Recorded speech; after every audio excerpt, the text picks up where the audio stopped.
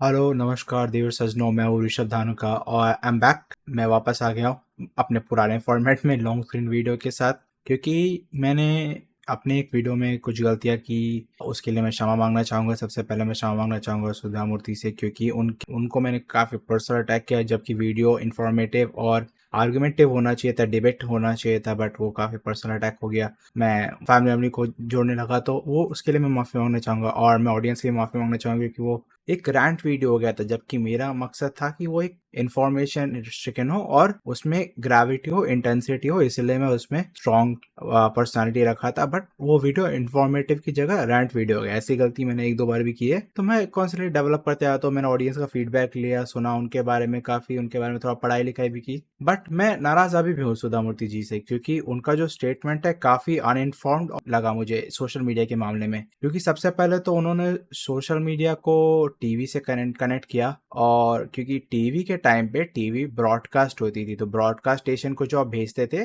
Broadcast station broadcast कर देती थी। वहां पे कोई मॉडरेटिंग सोसाइटी तो थी नहीं। यूट्यूब जो है एक मल्टीनेशनल प्लेटफॉर्म है, वहां पे एक मॉडरेटिंग बॉडी है जो मॉडरेट करती है। उसके बारे में बाद में बात करूंगा। और सुधा मूर्ति ने एक लाइन कही जिसको मैंने पकड़ लिया, और मेरे को वो लाइन थोड़ी इंटरेस्टिंग लगी। उन्होंने कहा, social media is a knife, it can be use to cut a fruit and it could be use to kill a person. तो मैं उसी लाइन को अपने वे में एक और अपना मैसेज देना चाहूंगा। That censorship is like a sword, it can be use to protect the people and it also can be use to silence the people. और ये जो सेंसरशिप की बात हो रही है, ये कई साल से चला आ रहा है, और ऐसी एक बॉडी, यानी मतलब हर सोशल मीडिया की एक रिप्रेजेंटेटिव बॉडी या एक रिप्रेजेंटेटिव सेंटर हर कंट्री में जैसे है, इंडिया में भी पहले की गई थी। जैसे फेसबुक का एक हेल्प सेंटर या जो भी क्या कह सकते हैं ऑफिस इंडिया में भी है, और ऐसे फेसबुक क्या मेटा का पूरा सेंटर इंडिया में है, जो मॉडरेटिंग या कोई भी अगर इंडियन लॉ मेकर्स को एक चीज़ उनको पास ऑन करनी की ये चीज़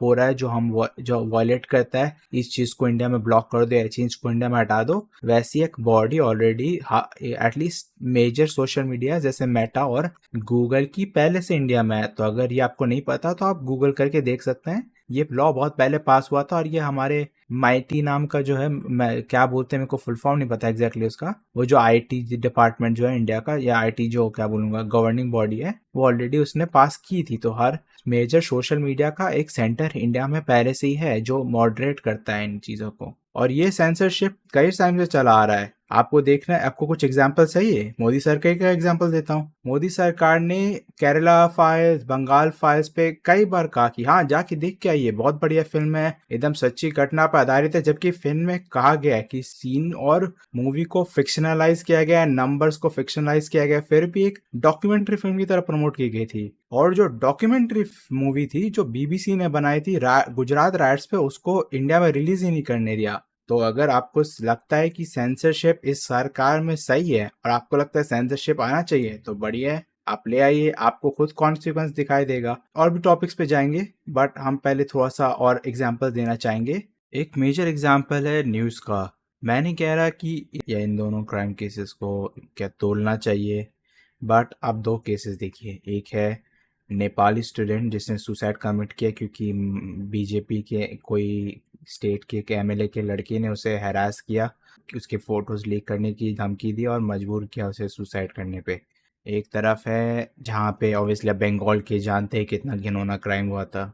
मैं नहीं कह रहा कि दोनों को वेट करिए, बट आप देखिए बीजेपी ने भर भर के इस पे किया कि भाई हाँ Bengal case we care about women safety. अगर भाई आपका खुद के मंत्रियों के लौंडे भाई लड़कियों को छेड़ रहे, वो भी बाहर के देशों के, और उनको फिर सुसाइड करने में मजबूर कर रहे हैं आप दूसरों की, आप समझ रहे हो आपकी उसमें कितनी गंदगी पड़ी है।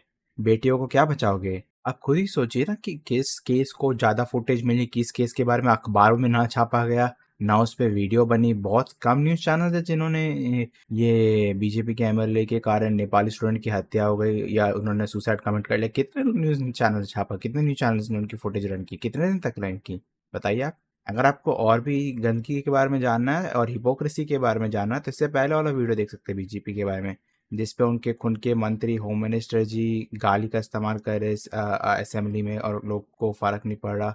उनके मंत्रियां जाके ये डिस्कस कर रहे हैं कि ई सिगरेट बैन है, और ये कोर्ट रूम में ई सिगरेट पी रहा है, जबकि और भी केसेस है जिनके ऊपर चर्चा हो सकती है और इनको ई सिगरेट की पड़ी थी। तो आप समझ सकते हैं कैसे टॉपिक्स डाइवर्ट करते हैं। और अगर कुछ जगह पे बीजेपी की मोनोपोली हो गई तो आप खुद ही जान सकते हो वहाँ की न्यूज़ बाहर आती है कि नहीं आती है। इंडिया में काफ़ी टाइम साइलेंट सेंसरशिप होती है, कभी कभार हमें बताया भी नहीं जाता है कि सेंसर क्या क्या जा रहा है। कुछ कुछ ऐसे ध्रुव राठी या और भी कई यूट्यूबर्स हैं जिनके कंटेंट काटे गए, बट हमें बताया ही नहीं गया वो काटे क्यों गए, काट नहीं दिया गया था। मतलब जैसे कि ध्रुव राठी के वीडियो को, काफ़ी वीडियो को इंडिया में बैन कर दिया। और भी कई यूट्यूबर जो कोई नीरव मोदी पे बात किया था उसको काट दिया गया था, किसी ने ये अदानी पे वीडियो बनाया था उसको हटा दिया गया, इंडिया में ब्लॉक कर दिया गया। वीडियो अभी भी है, वीडियो को तो हटा नहीं सकते क्योंकि यूट्यूब के टर्म्स एंड कंडीशन में आता है कि इसने अगर इन्फॉर्मेटिव वीडियो बनाया तो रख सकते हो, तो इंडिया में ब्लॉक कर दिया गया। ऑलरेडी ऐसी सेंसरशिप चल रही है, ऐसा नहीं कि सेंसरशिप इंडिया में नहीं है। और उन्होंने जो कहा चाइल्ड सेफ्टी और चाइल्ड सिक्योरिटी जो सोशल मीडिया पे इंपॉर्टेंट है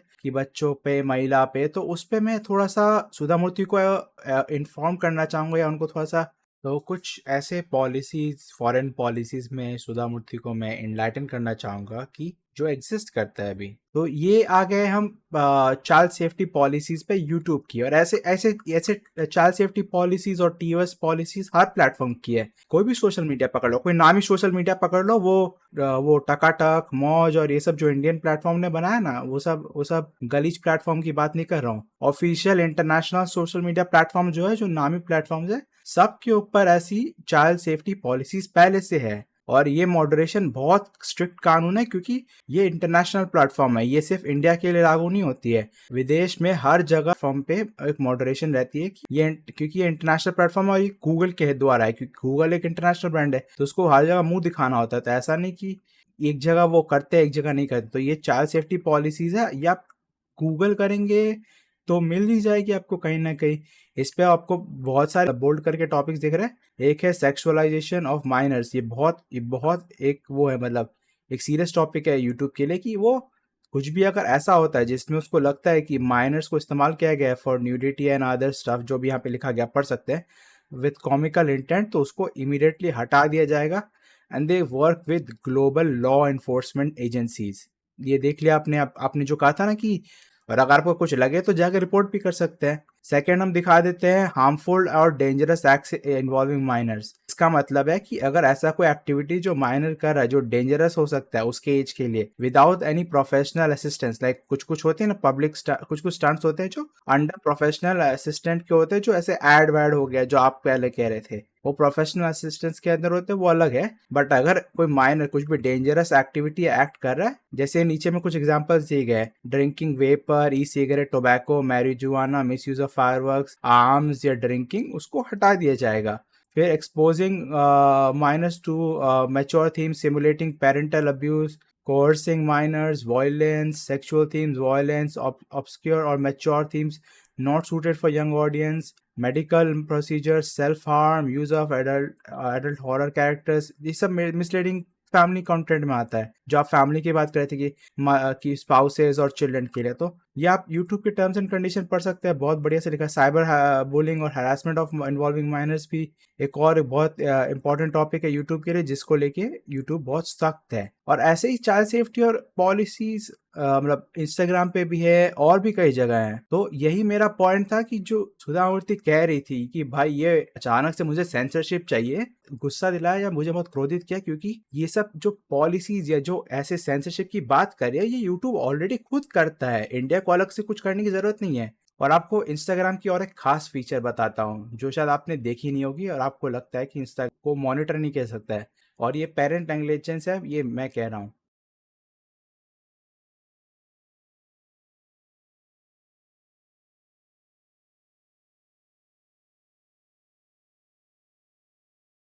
तो इससे पहले जो मैं एक वीडियो शेयर की जहाँ पे आपको दिखाता हूँ कि कैसे आप अपने पेरेंट अकाउंट के अंदर अपने टीनेजर के अकाउंट को ऐड कर सकते हैं, इससे आप अपने टीनेजर को मॉनिटर कर सकते हैं और वो अपनी सेटिंग्स इधर उधर नहीं कर सकता, मतलब अपना उम्र नहीं चेंज करके 18+ करके लूपहोल्स नहीं बना सकता, ठीक है।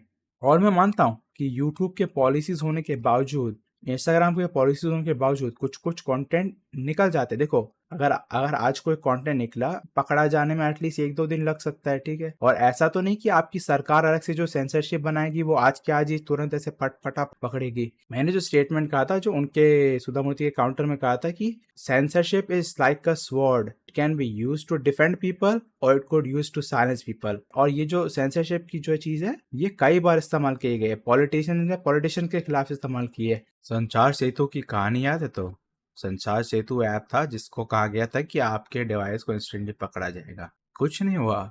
फ्री इंस्टॉल करना चाहते थे वो ऐप, इनको लगता है फाइंड माई आईफोन तो है ही नहीं भाई फोन में, या गूगल की अपनी जो एक आती है, क्या जो भी आती है, मेरे को एग्जैक्टली उसका नाम नहीं पता, कुछ जगह में फाइंड फाइंड माई फोन है, एम आई क्या नाम में भी एम आई फाइंड एम आई है, ऐसे करके कई अलग अलग ऐप्स कंपनी से अलग अलग है। बट देखो, एक्सेप्ट करो, आपकी सरकार लेजी है, आपकी जुडिशियल सिस्टम लेजी है, और ये आपको एक्सेप्ट करना होगा। ये अभी करंट सिचुएशन है ऐसी।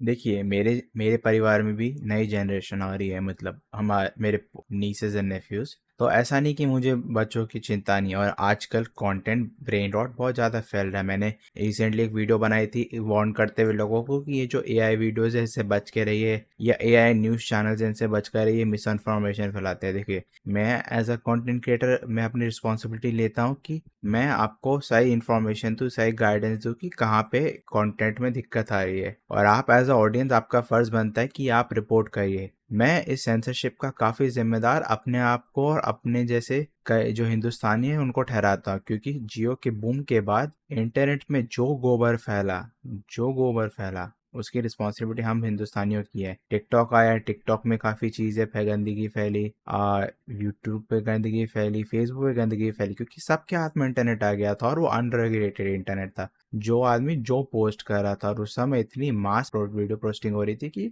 उसको पकड़ना बहुत मुश्किल हो गया था। बट आजकल की जो टेक्नोलॉजी है, जैसे एआई वीडियो डिटेक्शन और बहुत कुछ है आ गई है, जो गूगल और फेसबुक या मेटा इम्प्लीमेंट करती है, जिससे कि काफ़ी हार्मफुल कंटेंट एआई डिटेक्ट कर लेती है, पर्टिकुलर पैटर्न वो डिटेक्ट कर लेती है, और अगर देखती है को पैटर्न है तो वो सीधा वीडियो हटा देती है। तो अगर आपको लग रहा है कि वीडियो नहीं हटेगी तो वीडियो हट जाती है, सेंसर हो जाती है ऑलरेडी।